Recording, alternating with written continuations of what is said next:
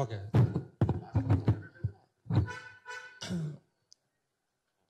అందరికి నమస్కారం. మన పని మనం చేసుకుందాం, తెలంగాణ వచ్చిందని చెప్పి కొద్దిగా క్రియేటివిటీ వైపు మైండ్ పెడదామని ఇట్లాంటి మీటింగ్లన్నీ బంద్ చేసేసి ఏకాగ్రత కోసం ఎంత ట్రై చేసినా ఏదో ఒక అంశం మళ్ళీ మమ్మల్ని సోమాజిగూడ ప్రెస్ క్లబ్కి తెస్తుంది. మొన్నటి వరకు గద్దర్ అవార్డ్ అనుకుంటా ఒర్రి లాస్ట్కు రిట్ పిటిషన్లు వేసేసి కూర్చున్నాం. ఇప్పుడు చూస్తే పాపం ఆ బాలసుబ్రహ్మణ్యంని ఒక పావుగా వాడి, ఆ చచ్చిపోయిన వాళ్ళను పావుగా వాడి ఒక కుట్రకు వాళ్ళను యూటిలైజ్ చేసుకుంటారు. అది మీకు అర్థమవుతలేదు. కుట్రలు బాగా ఆలోచిస్తే అర్థమవుతాయి. బాలసుబ్రహ్మణ్యం చచ్చిపోయిన ఆయన ఒక సినిమా మాలెక్కనే ఒక వృత్తి, ఆయన పైసలు ఇస్తే పాటలు పాడతాడు. ఆయనకు నాకు మంచి రిలేషనే ఉండే. మంచి రిలేషన్ అంటే పాటల వరకు. అయితే ఇంకెన్నాళ్ళు సినిమాలో నేను ఒక పాట కోసం పంపిన. భాష అని ఆయన అసిస్టెంట్ ఉంటాడు, తర్వాత సుభాష్ అని సౌండ్ ఇంజనీర్ ఉంటాడు ప్రసాద్ ల్యాబ్లో. అయితే ఆ లిరిక్ రైటర్ డిమాండ్, ఇప్పుడు మన జయ లిరిక్ రైటర్ ఎవరు, అందశ్రీ, ఆయన డిమాండ్ మేరకు కిర్వాణిని పెట్టారు. సేమ్ వేలో ఇంకెన్నాళ్ళులో పాట రాసినోడు కూడా బాలసుబ్రహ్మణ్యం అయితే బాగుంటుంది అని వాడు ఒకటే లొల్లి. కానీ అక్కడ కనపడేదేమో మాలాంటోడు, ఆయన గొంతు మ్యాచ్ కాదు. అయినా కూడా వాడిని లొల్లి భరించలేక మరి ఇది తెలంగాణ సినిమా, ఇది లిరిక్స్ అని పంపినాక అప్పుడు తెలంగాణ ఉద్యమం తీవ్రతరంగా వచ్చింది కాబట్టి ఆయన ఒప్పుకున్నాడు. కానీ పైసలకు ఒప్పుకున్నాడు. డాక్టర్ సి నారాయణ రెడ్డి 1,00,000 రూపాయలు తీసుకుంటుండు.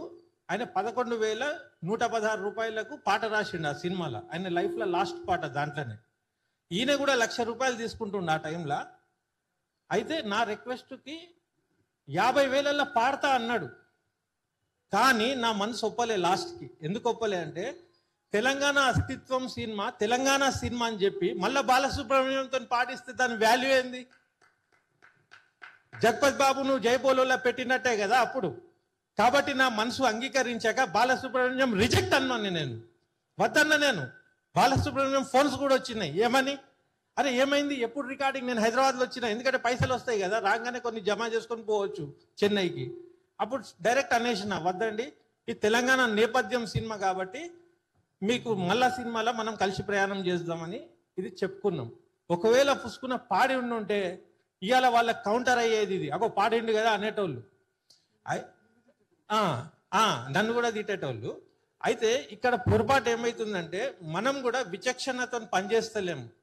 ఇప్పుడు అందశ్రీ గారు చనిపోయినరు, కానీ మనం చెప్పాల్సిన అవసరం ఉంది. ఆయన వీడియోలు చూసినా నేను, సీఎం గారితో ఇట్లా తినుకుంటా ఆయన ఇట్లా లేపుతుండు. తర్వాత కిర్వాణిని పెట్టాలి అనుకుంటా. మొన్న ఒక మీటింగ్లో వర్షం ఆగుతుంది, సీఎం ఆపిండి అంటుండ్రు. అయితే నా బాధ ఏంటంటే రేవంత్ రెడ్డికి ఏం తెలుసు, ఫ్లూక్ల సీఎం అయిపోయిండు, లక్కీగా ఏదో గాడుపు వచ్చింది. ఆయనకు పైసలు ఇచ్చేటోళ్ళు పెద్ద పెద్ద సామాజిక వర్గాలు అన్నీ కలిసి కాంగ్రెస్ అనే ముసుగుతోని మెల్లగా ఇక్కడికి ప్రవేశించిండ్రు. అది అర్థమయ్యటానికి అర్థం అయిపోయింది. కానీ ఏ మేధావులైతే ఆయన దగ్గరికి చేరినరో వాళ్ళ బాధ్యత ఏంది అంటే కేసీఆర్ తోని కోపం ఉన్న లెవెల్ అయితే ఉన్నారో ఎనిమి ఫ్రెండ్ అన్నట్టు అయిపోయింది. ఇప్పుడు గద్దర్ నాడ కూసోబెట్టింది కాబట్టి గద్దర్ అన్నాడు. ఎన్నాడు అసలు గద్దర్ గురించి తెలుసో తెలియదు, ఆయనే ఓనప్ చేసుకునే ప్రయత్నం చేసిండు. అందశ్రీని పాడేమోసుడు, పాలు పోసుడు అన్ని చేసిండు.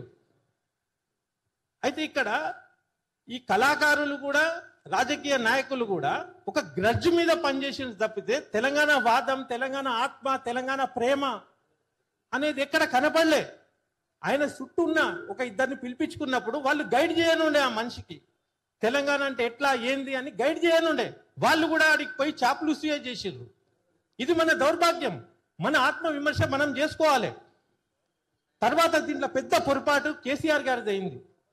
10 ఏళ్ళు తెలంగాణ వాదాన్ని ఎట్లా కప్పాలి, తెలంగాణ ఉద్యమకారులను ఎట్లా పక్కకు జరపాలి, ఆ హరీష్ కేటీఆర్ కొట్లాటల తెలంగాణ వాదులు లేకుండా వాళ్ళని ఎట్లా మనం అది చేసుకోవాలి, ఎప్పుడు రాజకీయ లబ్ధి కోసమే ఆలోచించారు తప్పితే ఏ మెట్ట అయితే ఎక్కినరో తెలంగాణ వాదాన్ని తీసుకొని ఎక్కిన తర్వాత దాన్ని నాశనం చేసుడు కూడా వీళ్ళే చేసిండ్రు.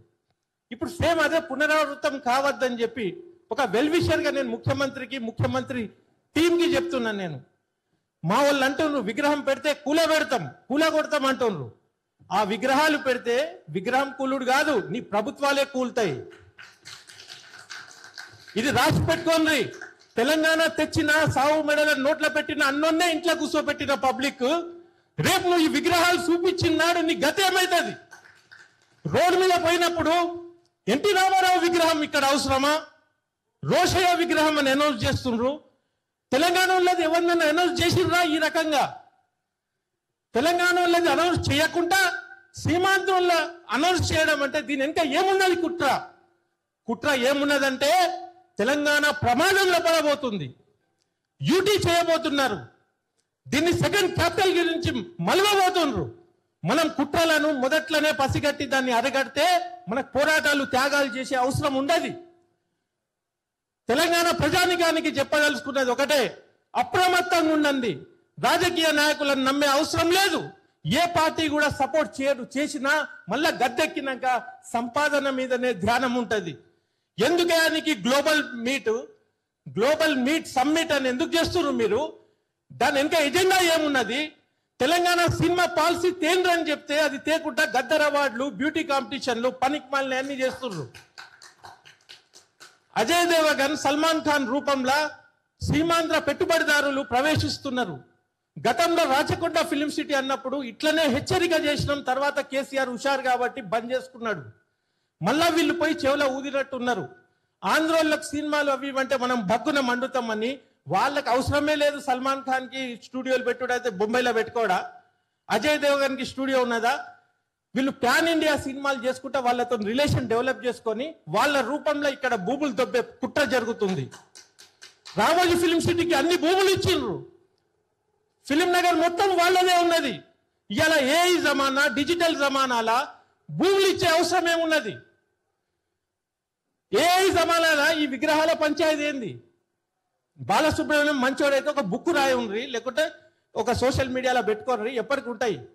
ఈ విగ్రహాల లొల్లి ఏంది? ఒకప్పుడు ఈ మీడియం లేకుండే కాబట్టి వాడు చచ్చిపోతే గుర్తుండాలని పెట్టేటోళ్ళు. ఈ జమానాల ఈ విగ్రహాలు ఏందా మీరు అంటే కుట్రలకు వాడడానిక ఈ విగ్రహాల సంస్కృతి?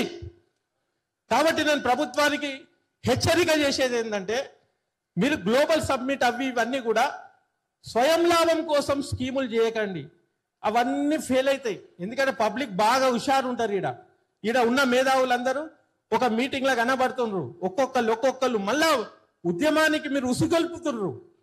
మీకు ఎవరు గైడెన్స్ ఇస్తుండ్రో కుట్ర చేసినా హుషారిగా చేయండి. ఈ బాలసుబ్రహ్మణ్యం విగ్రహాలు పెట్టి ఎన్టీ రామారావు విగ్రహాలు, ఇది ఓల్డ్ ట్రెండ్. ఇది దాసరి నారాయణరావు జమానా సినిమాలు లెక్కుంది మీ స్ట్రాటజీలు.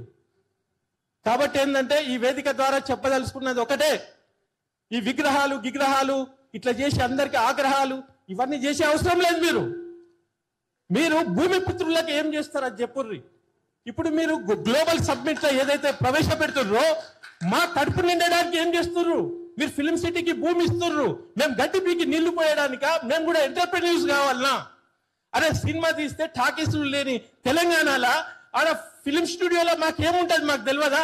మా తెలంగాణలో మా సినిమాలకు మేమే ఒక కాళ్ళు పట్టుకునే పరిస్థితి ఉన్నది. 10 ఏళ్ల నుంచి కేసీఆర్కి ఎంత చెప్పినా కూడా ఉల్టా ఆయనే సంజాయించి పంపేటోడు. నీళ్లు నిధులు మా ఫస్ట్ ఎజెండా, సినిమాలు మనకు లేదు ఇప్పుడు ఎజెండా, మనం సినిమాలు చూడొద్దా, ఆంధ్రోళ్ళు ఉండని ఏమైతుంది అనేటోడు. గెలవక ముందు అన్ని అన్నాడు. ఇది సేమ్ నువ్వు ఎట్లనే చేస్తే గనక అదే గతి పడుతుంది. కానీ ఏం చేస్తాం? ఇప్పుడు ఈయన చేసే పొరపాట్లకు మళ్ళీ ఆయన రావడానికి రెడీగా ఉన్నాడు ఫామ్ హౌస్లోకి వెళ్ళి, ఎప్పుడు బయలుదేరదామా అని.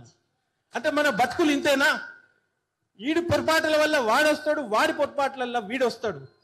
కాబట్టి ఈ వేదిక మీద నేను చెప్పేది ఏంటంటే, మేధావులు ఓకే, ఒక రాజకీయ శక్తిగా ఏదన్నా తెలంగాణ అస్తిత్వంతో ఏదన్నా ఏర్పాటు చేస్తే బాగుంటుందని నా అభిప్రాయం. Thank you.